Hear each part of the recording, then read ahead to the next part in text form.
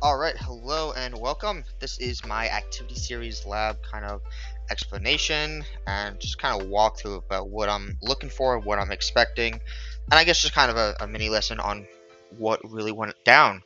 So up here I have the Scholars Chemistry Activity Series. This is the actual lab handout. Um, you'll be getting a handout in class that, for reasons I'll explain, is just better suited than going through all this junk here. A lot of the questions are the same, but I want it to be kind of more individual, and we don't have all the procedure taking up space. For those that are watching from my honors class, just note that I'm going to start you off the same, and you did these reactions. We just did a few of the extra reactions, so you'll have more metals to kind of deal with. So we dealt with single replacement reactions, and if we remember our single replacement reactions, this is the general format of it, where you had this A and this B switch. And the B is now on its own, and the A and C is now connected. And in short, these A's and these B's, this is mostly going to be doing with an ionic compound. This BC is going to be some kind of ionic compound. Or acids, which we're going to consider ionic compounds because they act like that. It's well enough for us. So let's see what we did. I'm going to use the example here. Here's a piece of copper, and we put this piece of copper in 4 different wells. We did 6 for the honors class, and I'm just going to work with copper and zinc right now. That's all I'm going to do right now, just to start us off. So we put this copper and this zinc, so this would be this reaction here, and you should have not gotten a reaction between the copper and the zinc nitrate. So if we replace our A plus BC with this reaction, C plus Zn, Zn is our Rb, the zinc is Rb, and then the nitrate here is our C. It's the other, it's the anion. So most of these times, these metals are forming the cations. Copper will form a cation, zinc will form a cation. And if this reaction were to occur, we would end up with the zinc would now be on its own, and we'd end up with the copper. Just as a note, whenever you're dealing with copper, I give you the formula up here. It's always going to be copper NO3 2. Okay? So when you're going to be doing these equations with the copper especially, and I will tell you this in the use copper nitrate. Alright, this is copper with a positive 2 charge. Okay? So this is the one reaction, and we can see here that the copper and the zinc would replace. But we saw that this reaction did not actually happen. In fact, the opposite reaction did happen, which would be zinc plus copper nitrate into copper and zinc nitrate. So this is the reaction that actually did happen. And you can check every single time, you're going to get this correlation here. If this reaction happens, then the other one is not going to happen. Now, I didn't give you solid sodium for reasons, but for the other 3 metals and 4 for the honors class, these are reciprocal equations, which means if one of them happens, the other one does not. Okay? So here's our reactions. Here's our single replacement. In our cases, you're always going to have the metals replace each other. This is kind of the basics of this. What you're going to be doing is therefore making a list of reactivity. I'll put this out here. The higher up on this list, the more reactive it is. And now what do I mean by reactive? I want to be very clear with this. Reactive means that it will react with a solution. The metal by itself will react with a solution. So copper is less reactive than zinc. I'm going to put this out here. Here is zinc. Here is copper. Because when we put the zinc in the copper nitrate, we saw a reaction. So the zinc, the metal that is by itself, reacted. Okay? The metal that was by itself up here, the copper, did not react. So because it did not react, it is less reactive than their other reciprocal metal ion, in this case it's the zinc. Okay? So that's what I mean. And for my scholars class, you're going to have to list, I think I have 5 or 6 different metals plus hydrogen, or 4 metals and hydrogen. For the honors class, I included just a few extra to make it a little bit more challenging. Alright, but that's what I'm looking for. And I'll just scroll down here, because you will see this same question down here, is ranking the metals. Alright, this is what I'm talking about ranking. I've already given you 2 here. Just as a reminder, and I'll go back up here where this will hopefully make sense. If this one does not happen, this one does happen. So just as a reminder, if you put this copper into the sodium chloride, and I don't care which one of them you use, sodium chloride or sodium nitrate, if this did not react, so if copper plus sodium chloride, no reaction, that would mean the opposite is also true, which would mean that sodium plus a copper chloride, this would react. Okay? So if this one does not, that means the other reaction must happen. That's kind of how this works. Alright?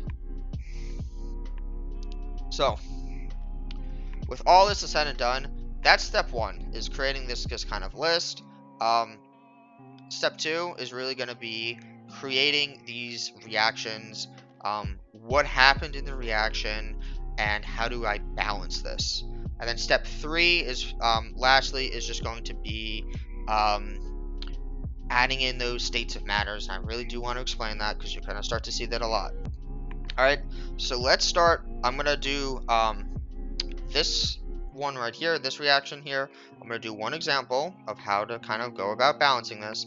And then I'm going to do one with the hydrochloric acid, because that hydrogen, we're going to consider that kind of like a metal. It's got weird properties, but I will talk specifically about that. You will need to include hydrogen on your list. Okay? So, let's take the reaction here. We saw that copper reacted with zinc. Alright, and I'm going to use this just to show you the general format of what I'm looking for in these equations. Alright, so the first thing to ask yourself is, what happened? So I put a piece of copper and a piece of, or a solution. These were the liquids. The liquid was a solution of zinc nitrate. So what that really is that is zinc nitrate dissolved in water. The water just kind of acts as an intermediary for the reaction. It doesn't take place in the reaction. We'll talk about solutions in a bit.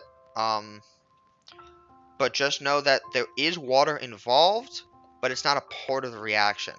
The water does not, there's no chemical change involving water. You start out with H2O and end up with H2O, so therefore it's not a chemical change. We don't include it in our reaction. But we started out with copper, right? This was the piece of shiny reddish metal, and we added it to the zinc nitrate. And I give you these formulas here. Okay? I give you these formulas up here. If you want to, they're also right up here.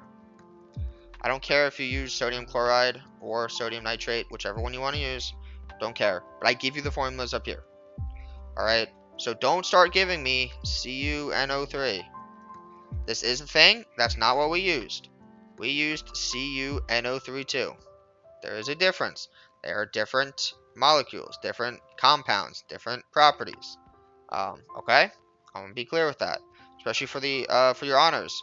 Alright, I tell you, you're going to be dealing with tin. You're going to be dealing with tin nitrate, like this. Okay? Anyways. So, this is what happened. We put these two things together. And the way that you're going to be able to tell what was actually created, and I'm going to kind of move this, I'm going to move this down here just to make it clearer. To get your products, swap out the 2 metal ions, or the 2 metals.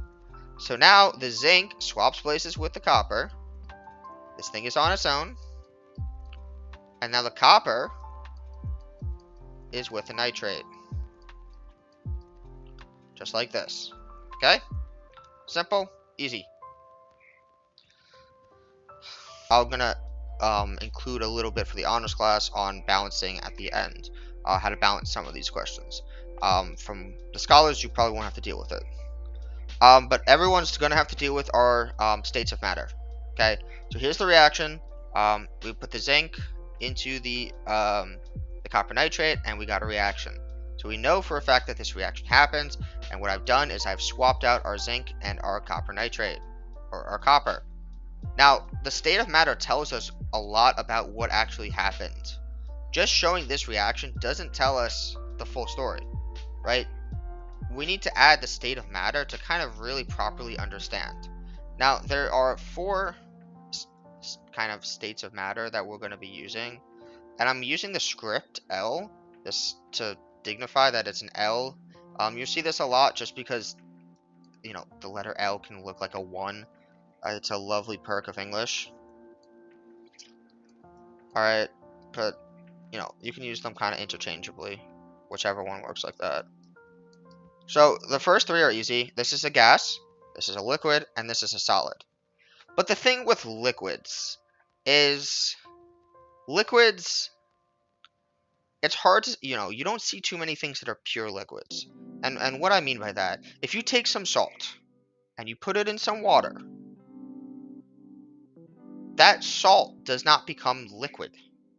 You need to actually melt the salt to get molten salt for it to be a liquid. Okay? Instead, the salt becomes aqueous. So when you put table salt, so it starts out as a solid, and you end up putting it in water, it becomes known as aqueous. And you use this letters AQ. Alright, so aqueous. This just means it is dissolved in water. Okay?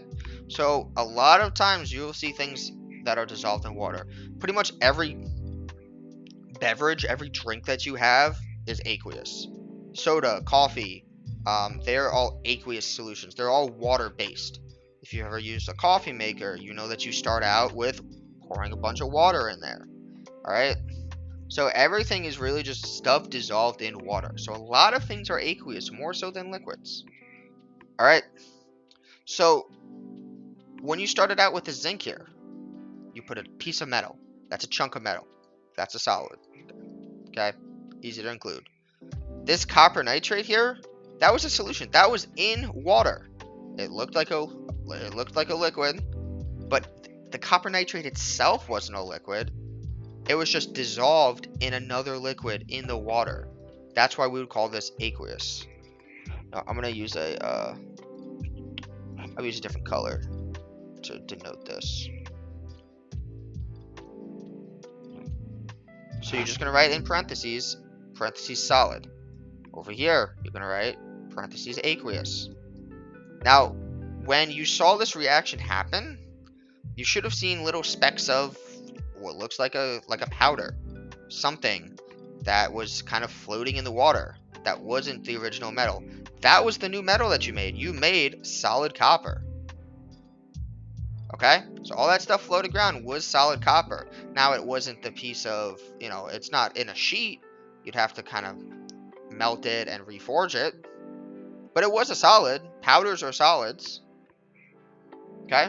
It's like the difference between the big rocks of salt, and when you grind it up, they're still both solids. They're just different, you know, grains of it.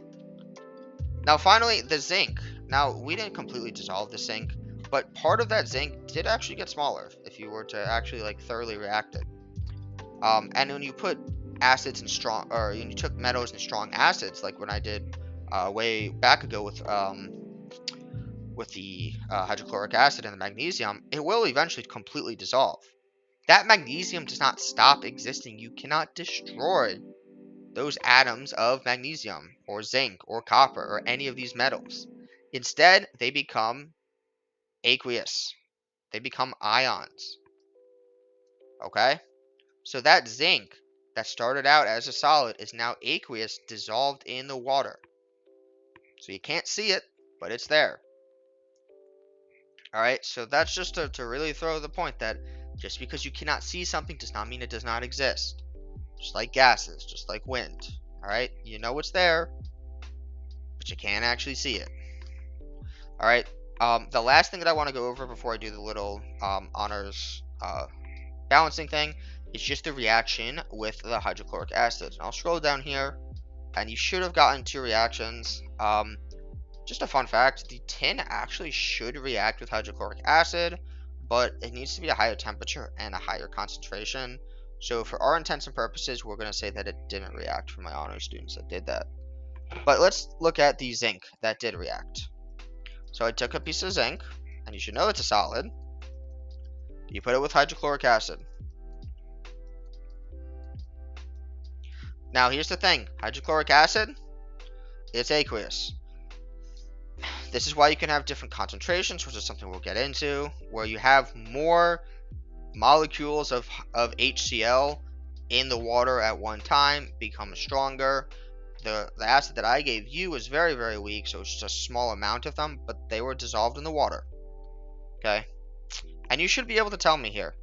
You're going to have this zinc and this hydrogen swap places. So I'm going to start out with the zinc. Okay? So without getting too much into the details, because we've done this in the past, and you know, I understand that we've done ions and ionic compounds, but I'm just gonna summarize this for us now. Zinc has a positive 2 charge. Chlorine has a -1 charge, so you're gonna end up with zinc chloride that looks like this. Alright, I'm telling you now that for the 2 reactions that you're gonna get, you're both going to end up with the metal and Cl2. Alright? So you're going to end up like this, and this is going to be aqueous. Okay? Now, the other thing that you got, I'm going to kind of put it out here. I don't know if you remember, but you should have seen bubbles. You should have seen bubbles when you put this piece of metal in the acid.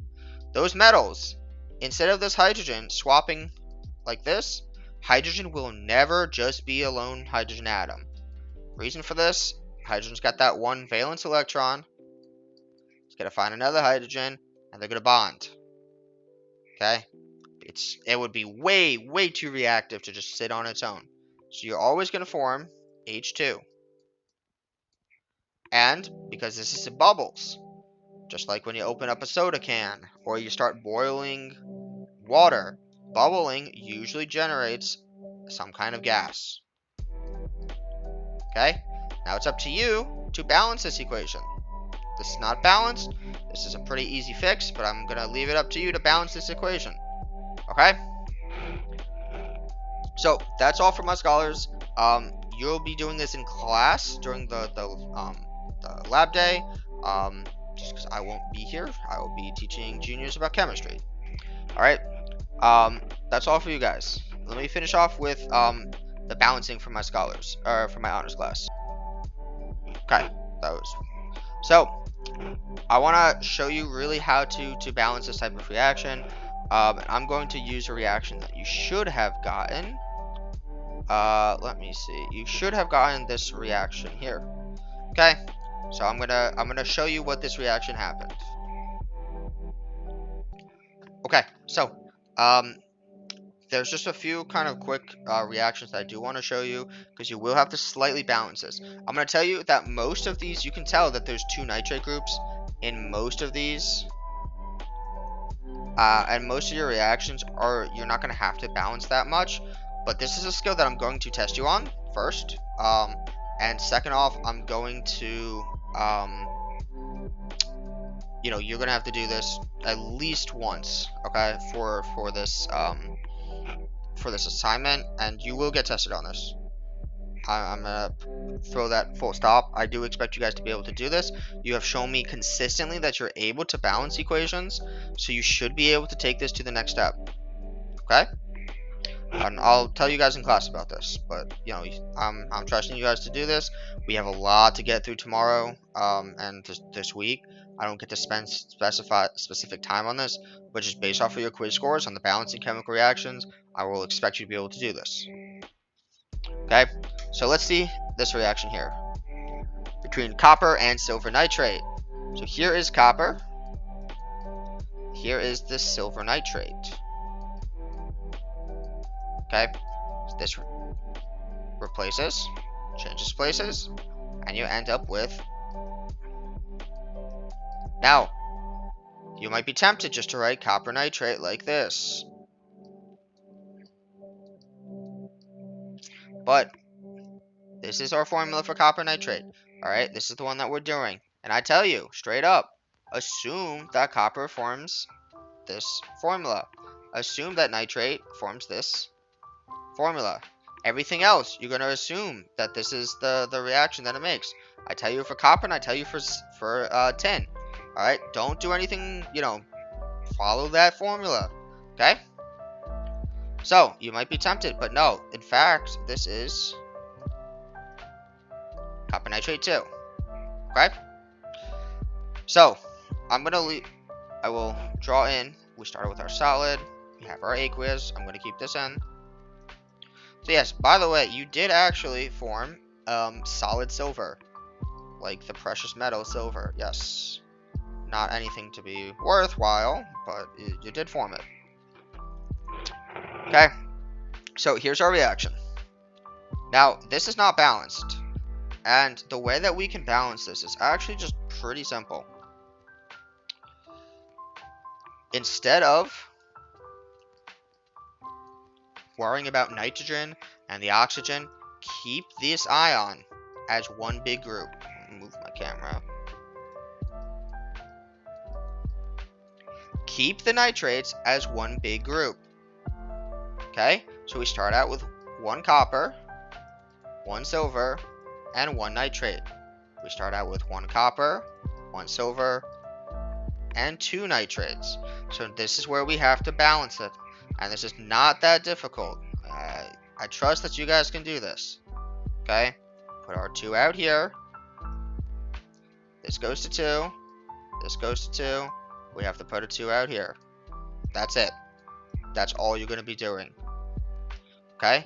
This might get a little bit more complicated, and I will, you know, most definitely make your lives fun, and give you a difficult one, a double replacement reaction. So I'm going to come and get one of those. Okay, so here's our double replacement reaction.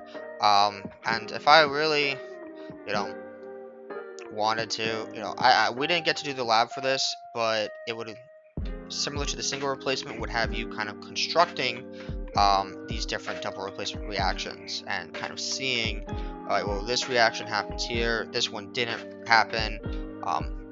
Long story short, you start out with aqueous, and you end up with something that's aqueous, and you get something that's solid. That's kind of the gist of it. But when you're balancing this, keep the lead, keep the nitrate as its own kind of thing. Okay.